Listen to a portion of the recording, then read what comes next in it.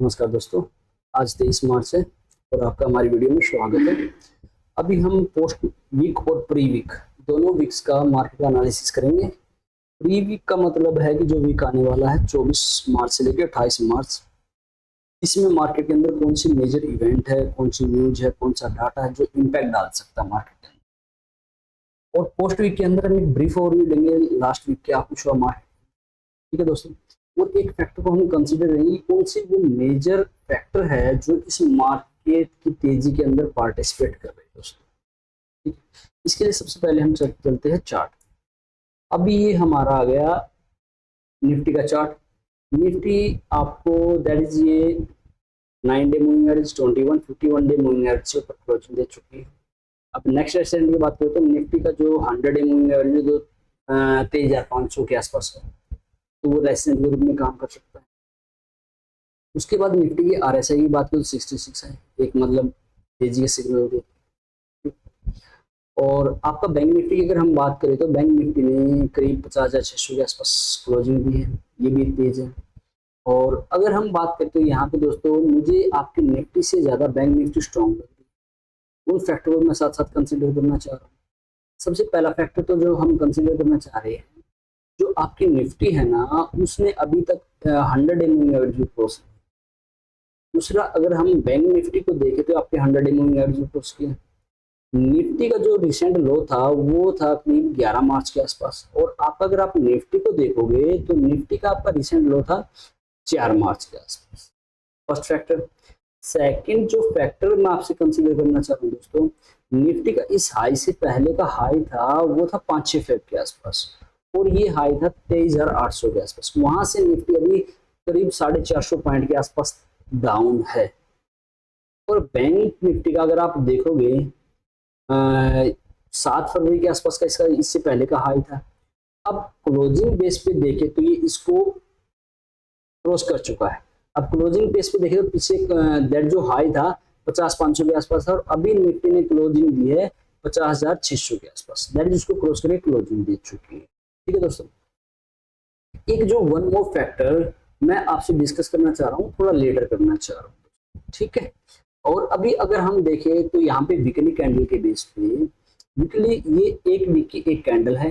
ठीक है, और यहाँ पे आपने जो मैं फिगर बोल रहा हूँ ऊपर वाले पे परसेंटेज और जो भी है, अगर निफ्टी की बात करें तो निफ्टी लास्ट वीक के अंदर 4.26% के आसपास तेजी, दैट इज मोर देन 4% की तेजी है, 950 पॉइंट ज्यादा थी। एक जो चीज मैं यहाँ से आपका ध्यान दिलाना चाहता हूँ, अगर यहाँ पे निफ्टी का वीकली ओपन देखोगे, open is equal to low, और अनूमन मैंने काफी बार देखा है कि कोई स्टॉक, कोई इंडेक्स जिसका open is equal to low है वो पूरे दिन या पूरे वीक स्ट्रेंथ शो करता है। ठीक है, यहाँ पे आप देख सकते हो उसमें। सेकंड क्या है, जो ये 4% की तेजी आई है ना वीक के अंदर, ये एक बेहतरीन तेजी जो पिछले 4 साल में, मतलब सबसे अच्छी तेजी जो 4 साल में एक वीक में निफ्टी ग्रो किया है। ठीक है दोस्तों, अभी दूसरी बात, अगर आपकी बैंक निफ्टी की बात करें, सेम चीज बैंक निफ्टी के अंदर, बैंक निफ्टी 5% के आसपास तेज हुआ। आपका फिन निफ्टी आपका अप्रोक्सीमेटली 5% के आसपास तेज हुआ, एंड मिड कैप निफ्टी आपका 6% से ज्यादा तेज है। और जो थर्ड फैक्टर है जो मैं कंसीडर करना चाहता हूँ, मुझे बैंक निफ्टी तेज लग रही है एज कम्पेयर टू निफ्टी, वो ये है। देखिए दोस्तों, ये निफ्टी का आईटी सेक्टर है। ठीक है, और आपको भी पता है कि निफ्टी के अंदर आईटी सेक्टर का काफी अच्छा वेटेज है। इसलिए देखिए, निफ्टी आपकी कोई भी sector, Nifty index, Nifty, bank Nifty, fin Nifty and mid cap Nifty, सभी सेक्टर मोर देन 4% से 4 to 6% की तेजी, और आपका आईटी सेक्टर 1.6% तेजी। तो ये इस तेजी के अंदर मतलब अपना कॉन्ट्रीब्यूशन कम है। तो इस कारण मुझे आपकी बैंक निफ्टी तेज लगी एज निफ्टी, लेकिन ऑल ओवर मार्केट में तेजी, ये बात श्योर।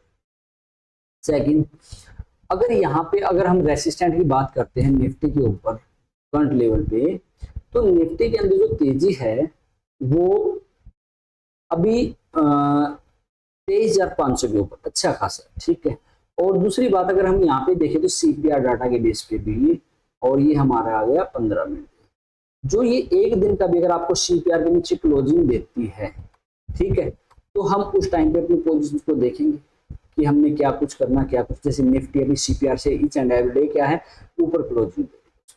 ठीक है, जैसे ये अब एक स्टेप नुमा बना रही है, एक मार्केट में तेजी का सिग्नल होता है, जब तक ये आपको ऊपर बनाती जा रही है तो आप इसको प्ले कीजिए, क्यों डाउन साइड बैठना। ठीक है, जब जितने भी वैल्यू के एंगल से नीचे क्लोजिंग देखी then we can think about that. ठीक है, अभी हम दूसरी चीज कंसीडर, वो कौन से फैक्टर जो इस मार्केट की तेजी के अंदर क्या है अपना कंट्रीब्यूशन दे रहे। सबसे पहला फैक्टर की बात करें तो वैल्यूएशन। अभी अगर आप यहां से देखोगे दोस्तों, निफ्टी का जो ऑल टाइम हाई है वो 270 के आसपास 26,270, मैं इसको 300 मान रहा हूँ, 26,300 निफ्टी में हाई टच किया। उसके बाद निफ्टी की बात करें तो लो है 21,966, दैट इज हम इसको 22,000 मान लेते हैं, दैट इज 26,300 से निफ्टी 22,000 आ चुकी है, दैट इज एक हेल्दी करेक्शन हो चुकी है। ठीक है, और इस हेल्दी करेक्शन के अंदर काफी अच्छे शेयर, काफी अच्छी वैल्यूएशन पे मिल रहे हैं, जैसे आईटी आपका सेक्टर काफी अच्छा है। ठीक है, तो वहां कोई शेयर 15%, कोई 20, कोई 25, कोई 30, कोई 40, मतलब ये एक हेल्दी करेक्शन है, तो यहाँ पे एक वैल्यू बाइंग बनी। फर्स्ट फैक्टर हमारा वैल्यू बाइंग, जिसके कारण मार्केट में तेजी है। दूसरा जो फैक्टर मैं आपसे कंसीडर करना था, डॉलर इंडेक्स। डॉलर इंडेक्स का जो रिसेंट हाई था वो 110, अब वहां से ये गिर के आ चुका है 103 104 के रेंज में आ चुका। जब डॉलर इंडेक्स गिरता है तो एमर्जिंग मार्केट के लिए पॉजिटिव। ठीक है, थर्ड जो फैक्टर अपन कंसीडर करने जा रहे हैं, इंडिया विक्स। अब देखिए ये मार्केट कॉन्टिन्यूसली क्या है, डाउन 5 मंथ से, दिस 6 मंथ जब मार्केट थोड़ी तेजी शो कर रही है। तो अभी मार्केट में गिरावट के बावजूद भी इंडिया विक्स नहीं बढ़ रही। ठीक है, तो ये एक जब मैंने अनुमान देखा, जब मार्केट में गिरावट आती है इंडिया विक्स बढ़ती है, लेकिन अभी नहीं बढ़ी। अब यहाँ से पिछले 5 वीक्स की बात करें तो 5 वीक्स में तो इंडिया विक्स कंटिन्यूसली गिर रही है। अब 5 हफ्ते पहले ही इसका हाई था 16.3 के आसपास, अभी 12.57 के आसपास का, तो ये भी एक पॉजिटिव सिग्नल है, क्योंकि जब भी 14 से नीचे तो बुल को रन कर सकते हो कंफर्टेबल तेजी के लिए। फैक्टर्स और जो फैक्टर हम कंसीडर करने चाह रहे हैं वो है दोस्तों, जैसे FII डाटा। अगर आप FII फ्लो की बात करोगे तो लास्ट वीक जो 17 से और 21 मार्च तक था, उसमें FI ने 5,800 करोड़ की बाइंग की है। उससे पहले काफी लंबे टाइम से बाइंग नहीं करे थे। इवन दो वीकली मंथली पे देखे तो मंथली पे अभी तक दे आर सेलिंग, सेल की फिगर है, लेकिन पिछले वीक की बात करें 5,800 करोड़ की बाइंग की, एक मार्केट में पॉजिटिव सेंटीमेंट है। ठीक है, डोमेस्टिक इंस्टीट्यूशन कंटिन्यूसली बाय कर रहे हैं, अभी FI भी बाय कर रहे हैं, मार्केट में पॉजिटिव।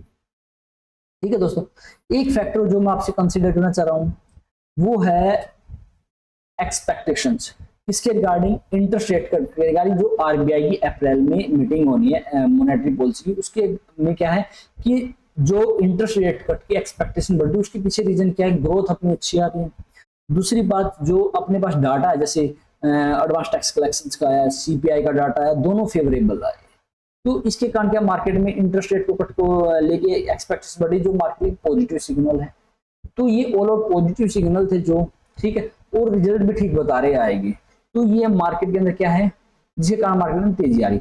अब यहाँ से दूसरी बात अगर हम बात करते हैं मार्केट के अंदर रिस्क क्या है, यहाँ पे सबसे पहले रिस्क की बात करें, जो मेजर रिस्क है टैरिफ वॉर। अब टैरिफ वॉर के कारण मार्केट में करेक्शन आ सकती है, और यहाँ पे निफ्टी क्या है 1400 पॉइंट की तेजी है, यहाँ पे निफ्टी के पास स्पेस गिरावट के लिए, तो यहाँ से निफ्टी अगर कोई बैड न्यूज आती है टैरिफ वॉर के रिगार्डिंग, मार्केट में करेक्शन आ सकती है। सेकंड, जो वन मोर इंपॉर्टेंट डाटा, जैसे ये डाटा US GDP का डाटा आना, PMI का डाटा आना है, ठीक है, और जो ग्लोबल या इकोनॉमी डाटा आना है वो भी मार्केट में डेंट ला सकते हैं। सबसे पहले बात करते हैं हम जैसे US GDP का डाटा की। US GDP डाटा की बात करते हैं तो इसके ऊपर टैरिफ वॉर का भी इम्पैक्ट पड़ रहा है। अब मैं आपसे एक बार डिस्कस करेंगे थोड़ा। अभी जो US GDP डाटा की रिगार्डिंग एक्सपेक्टेशन है, वो मार्केट एस्टिमेट मान रहा है वो 2.3% आएगा Q3 के, Q4 में 2 पॉइंट ग्रू एट ग्रू, ठीक है, जो लोअर है एज कंपेयर टू Q3 से।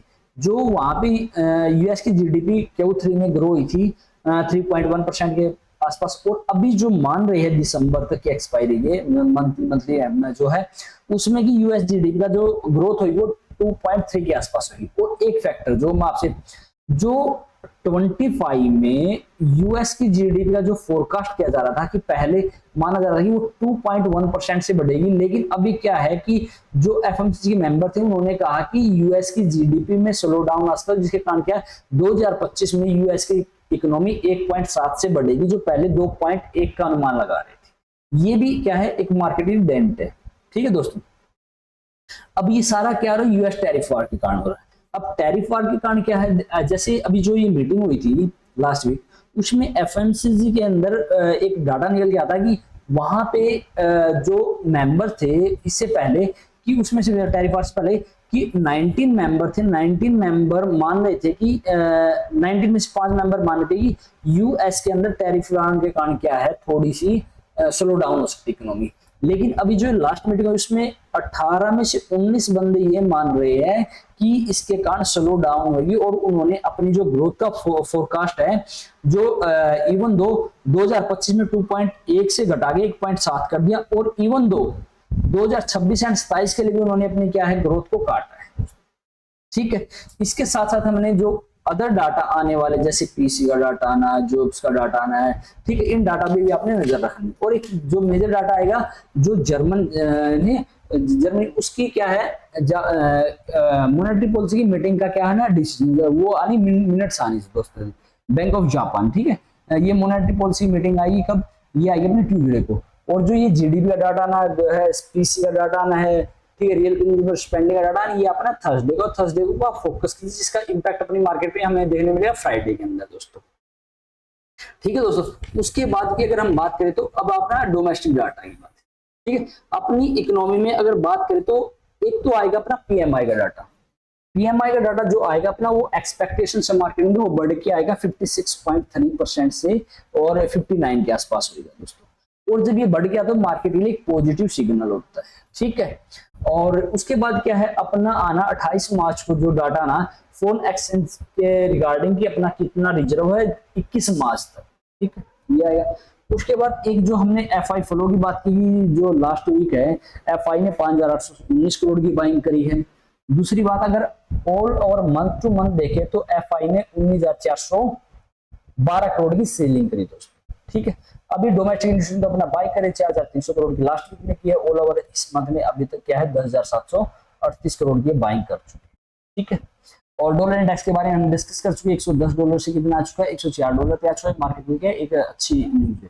ठीक है, ऑयल की बात करें तो मार्केट में ऑयल के अंदर जो तेजी आई है 2.24% की, वो 72.16 के आसपास है। इस तेजी के अंदर जो रीजन बताए जा रहे हैं दैट इज यूएस ने क्या है ईरान क्रूड पे है वो सैंक्शन है थोड़ी टाइट करी, दैट इज ये जियोपॉलिटिकल टेंशन है वो थोड़ी तेज मतलब टफ करी, इसके कारण क्या मार्केट में तेजी। दूसरा क्या है जो एडिशनल द ओपेक क्या है रेट कट के क्या है ऑयल आउटपुट कट के रिगार्डिंग उन्होंने क्या अपने रिवाइज प्लान जारी की है। उसमें क्या उन्होंने कहा कि वह हम 1.89 पर बैरल पर डे, ठीक है, से लेके 4,35,000 बैरल पर डे तक की क्या है जो क्रूड ऑयल प्रोडक्शन उसमें कटौती कर सकते हैं। अब किसी चीज की अगर सप्लाई कम हो जाएगी तो उसकी क्या है डिमांड बढ़, डिमांड का रेट बढ़ता है दोस्तों। ठीक है, ये ऑल ओवर। अब टेक्निकल रिव्यू की बात करें तो निफ्टी अभी 23,000 से 24,000 की रेंज दिखा रहा है। ठीक है, इंडिया ब्रिक्स की बात कर रहे हैं तो ये ऑल ओवर थोड़ा सा व्यू था दोस्तों मार्केट के रिगार्डिंग। अगर हम बात करें तो यहाँ पे जैसे डॉलर के मार्केट के अंदर स्ट्रेंथ शो बिल्कुल हो रही दोस्तों। अगर हम देखें तो यहाँ पे वीकली टाइम फ्रेम है, ये अपना टाइम फ्रेम डेली आ गया, अब यहाँ पे कॉन्टिन्यूसली स्ट्रेंथ है।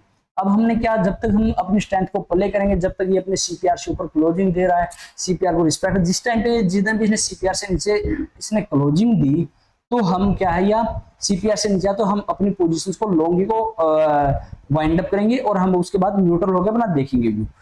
ये था दोस्तों ऑल ओवर व्यू। ठीक है, अगर आपको वीडियो अच्छी लगी हो तो थैंक यू दोस्तों।